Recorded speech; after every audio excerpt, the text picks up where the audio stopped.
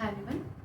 तो आज ये मेरी फ़र्स्ट क्लास है और मैं आपको बता दूं कि हम यहाँ पर फंडामेंटल्स पे काम करेंगे। हमारे जितने भी हमारे बेसिक्स हैं हम उस पे काम करेंगे। ये आपकी पहली क्लास है और मेरी भी पहली क्लास है, तो मैं आपको बता देती हूँ कि मैं आपको कैसे पढ़ाऊँगी। हम यहाँ पर क्लास 10th को बेस बनाएंगे।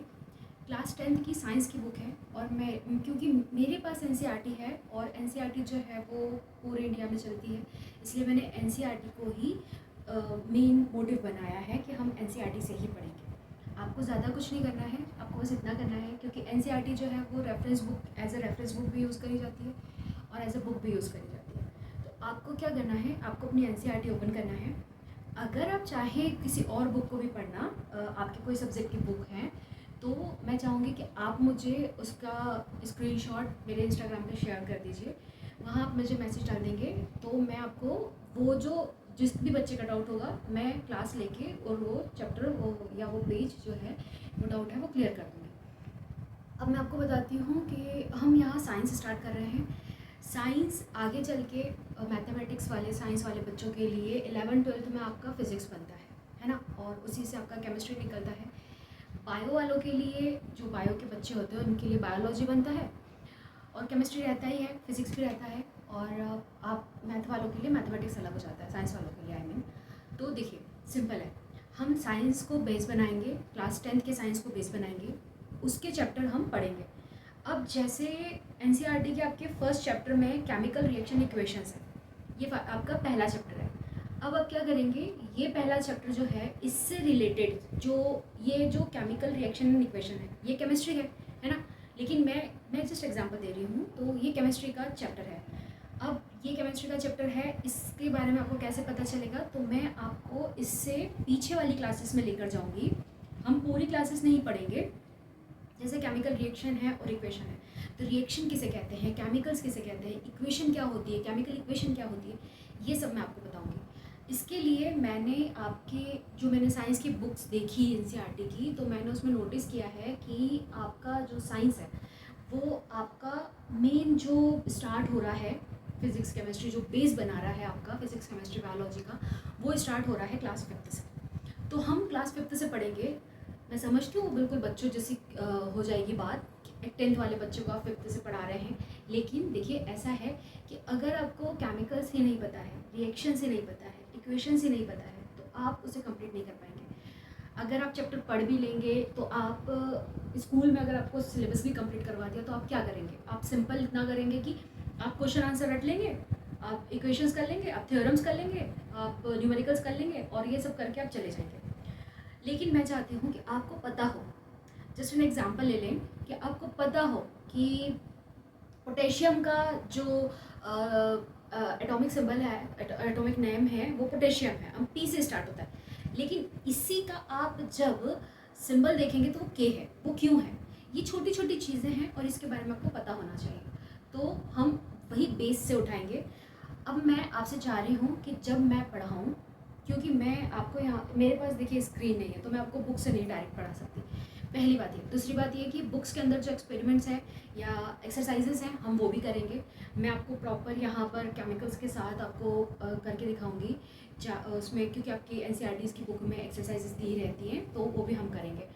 अब मैं चाहती हूँ कि जब आप ये लेक्चर देखें तो मैं आपको वर्ड टू वर्ड समझाऊंगी किताब से, आपको वर्ड टू वर्ड आपकी बुक ओपन करके आपको समझना है। वर्ड टू वर्ड समझने के पीछे एक ही कारण है, देखिए 5th क्लास की बुक इतनी सी होती है, 10th क्लास की बुक इतनी मोटी हो जाती है, वही 10th क्लास की जो साइंस की बुक होती है आगे चल के आपका फिजिक्स केमिस्ट्री बायोलॉजी में चेंज होता है। आप 11th-12th की बुक देखिए, आपकी इतनी मोटी मोटी बुक होगी फिजिक्स केमिस्ट्री और बायोलॉजी की।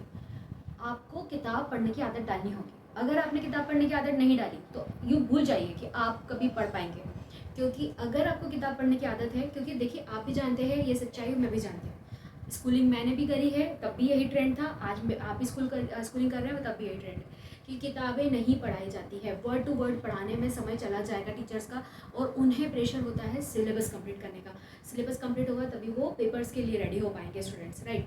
तो टीचर्स क्या करते हैं, आपको समझा देते हैं, आपको फैक्ट बता देते हैं, कंसेप्ट आपके क्लियर हो जा कर देते हैं, और आपको कहते हैं कि अब आप यहाँ यहाँ इसका ये आंसर मिल जाएगा, इवन आपको आंसर भी बुक में टिक करा देते हैं।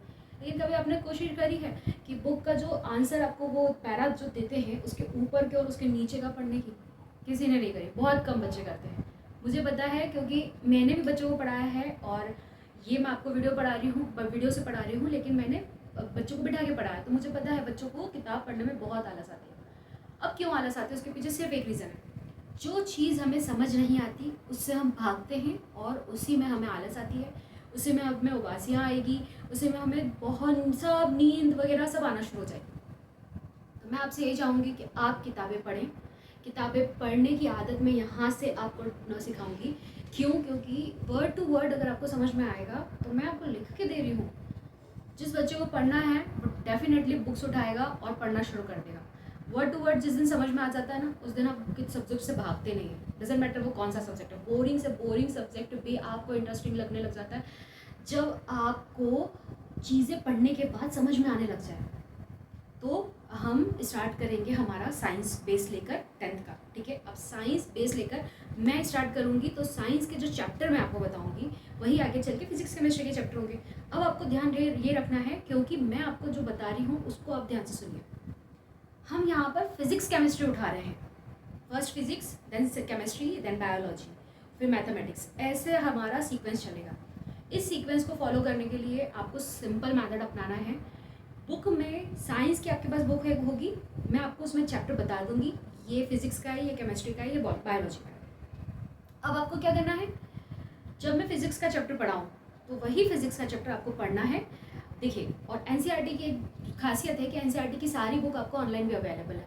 आप ऑनलाइन डाउनलोड करिए, आप उससे पढ़ना शुरू कर दीजिए। एनसीईआरटी है तो बहुत अच्छी बात है, बुक अगर है तो, और अगर नहीं भी है तो मैं आपको बताती हूँ, आपके जो सब्जेक्ट की बुक है वही चैप्टर सेम चैप्टर दिया होता है, वर्डिंग अलग अलग होती है। अगर वर्ड टू वर्ड नहीं समझ में आ रहा है, कोई प्रॉब्लम है, तो इंस्टाग्राम पे इसी के चैनल के आपको जो अबाउट होता है उसमें आपको इंस्टाग्राम दिख जाएगा, मेरा हैंडल दिख जाएगा। आपको वहाँ पर इंस्टाग्राम पे जाना है, आपको मैसेज करना है, स्क्रीनशॉट मुझे भेज दीजिएगा, और या फिर आप PDF भी शेयर कर सकते हैं, मैं आपको उसमें समझा दूँगी। अगर बुक अलग है तो, ये जो मैं बुक पढ़ा रही हूँ उससे अलग है तो, और वर्ड टू वर्ड समझना है तो।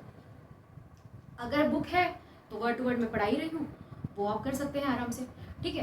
तो हम स्टार्ट करेंगे साइंस। अब आपको मुझे लगता है समझ में आ गया होगा। इसके नेक्स्ट ये वाले जो वीडियो है ये जस्ट इंट्रोडक्टरी वीडियो है, ओरिएंटेशन वीडियो है, समझ लीजिए। मैं यहाँ पर आपको इंट्रोडक्शन के रूप में बता रही हूँ। इसके अलावा मैं आपको बता देती हूँ कि अगर मैं आपको क्लास 10th से पढ़ा रही हूँ तो मैं एक चीज़ आपको क्लियर कर दूँ कि क्लास 10th में आपका ये है क्लास 10th, ठीक है। और इसमें जो चैप्टर नंबर क्लास 10th का, अगर मैं फिजिक्स बेस बता रही हूँ, है ना, ये साइंस की बुक है, मैं लिख देती हूँ यहाँ पर साइंस, ठीक है। ये है आपकी साइंस की बुक, है ना।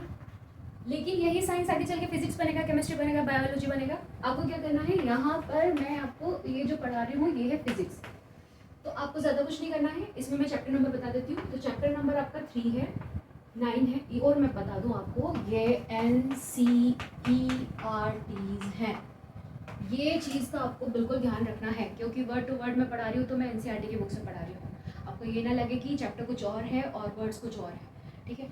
तो यहाँ पर चैप्टर 3, चैप्टर 9, चैप्टर 11 और चैप्टर 12 है। ध्यान से आपको देखना है। थर्ड नंबर का चैप्टर जो है वो है मेटल्स एंड नॉन मेटल्स, ठीक है, मेटल्स एंड नॉन मेटल्स। इसके नोट्स वगैरह मैं आपको इंस्टाग्राम पे ही शेयर कर दूंगी, आपको इंस्टाग्राम पे इसके नोट्स आराम से मिल जाएंगे, उसका टेंशन आप मत लीजिए। अगर फिर भी कुछ नया चाहिए, कुछ भी नया कोई कंसेप्ट पूछना है, कुछ भी करना, आप इंस्टाग्राम पे मुझे मैसेज करिए, मैं आपको समझा दूंगी, प्रॉपर आपको वीडियो से समझाऊंगी मैं, ठीक है। चैप्टर 9 जो है इसमें यहाँ पर आपको मिल जाएगा लाइट, जिसमें आप पढ़ेंगे रिफ्लेक्शन एंड रिफ्लेक्शन। अब ये जो वर्ड्स हैं ये यहाँ हमें डिफिकल्ट लगते हैं, लेकिन जब मैं आपको 5th क्लास से पढ़ाऊंगी ना, और हमें सोचिए कि हम पूरी बुक पढ़ेंगे। फिजिक्स अगर बेस है हमारा, तो फिजिक्स का अगर हम चैप्टर सिर्फ 6 पढ़ रहे, चैप्टर अगर 9 पढ़ रहे हैं, तो सिर्फ इसी से रिलेटेड आपको कंसेप्ट्स मिलेंगे। आपको सारा लेंस, ग्लास, मिरर सब कुछ यहाँ पर पता चल जाएगा, मीडियम्स पता चल जाएंगे, रिफ्लेक्शन क्या होता है, रिफ्लेक्शन क्या होता है, सब कुछ पता चल जाएगा। इवन दो कि मैं आपको एक्सरसाइज के जरिए भी बताऊंगी प्रॉपर आपको प्रैक्टिकल करके बताऊंगी तो उससे भी आपको समझ में आ जाएगा, तो उसमें भी आपको टेंशन लेने की ज़रूरत नहीं है, क्योंकि मैं बेस क्लियर करवाने के हिसाब से ही वीडियो बना रही हूँ, ठीक है, सिलेबस कंप्लीट करवाने के हिसाब से नहीं, ठीक है। 11 नंबर का चैप्टर है आपका इलेक्ट्रिसिटी। अगर किसी बच्चे को राइटिंग नहीं समझ में आए तो प्लीज़ मैसेज कर देना या कमेंट कर देना, तो मुझे पता चल जाएगा, तो मैं आपसे सीधा लिखना शुरू कर दूंगी, ठीक है। और 12th नंबर का चैप्टर है आपका magnetic effects of electric current, ठीक है। अब आपको कुछ नहीं करना है, यहाँ आपने देखा, अब ध्यान से देखिए, क्लास 5th में आपका चैप्टर नंबर, यहाँ देखिएगा, क्लास 5th में आपका चैप्टर नंबर 7 है, ये 5th है बेटा, है ना। चैप्टर नंबर 7 है जिसको हम एनर्जी कहते हैं। कहीं रिलेट कर पा रहे हैं? एनर्जी को कहीं रिलेट कर पा रहे हैं? नहीं कर पाएंगे। आगे देखिए, क्लास 4th है आपकी, oh I am sorry, class 6th है आपकी, चैप्टर नंबर है आपका 4, एक्सप्लोरिंग मैग्नेट।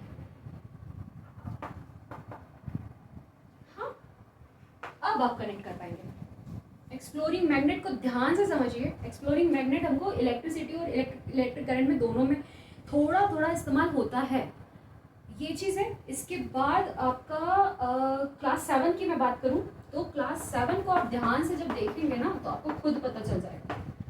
ध्यान से देखिए, चैप्टर नंबर है 3 आपका, ठीक है। चैप्टर नंबर 3 आपका कहता ही है कि वो इलेक्ट्रिसिटी है। अब डॉट्स कनेक्ट हो रहे हैं। इलेक्ट्रिसिटी पूरा बता दूं मैं, electricity circuits and there components, electricity circuits and there components.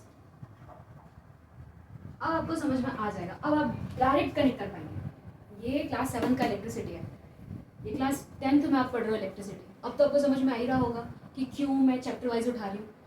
इससे आपको समझ में आएगा कि जब हम वर्ड टू वर्ड पढ़ेंगे तो अगर यहाँ पर कुछ नहीं समझ में आ रहा होगा ना तो वो ये बेस है।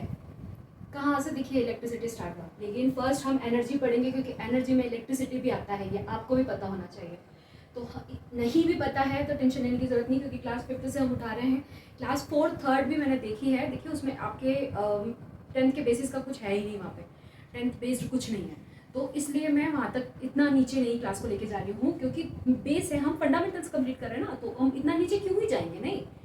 तो क्लास 5th से आपके चैप्टर्स यहाँ पे स्टार्ट हो रहे हैं। नेक्स्ट जो वीडियो होगा इसमें हम चैप्टर वर्ड टू वर्ड पढ़ेंगे। कोई भी डाउट है तो मैसेज कर सकते हैं, कमेंट कर सकते हैं, ओके। तो नेक्स्ट लेक्चर में मिलते हैं।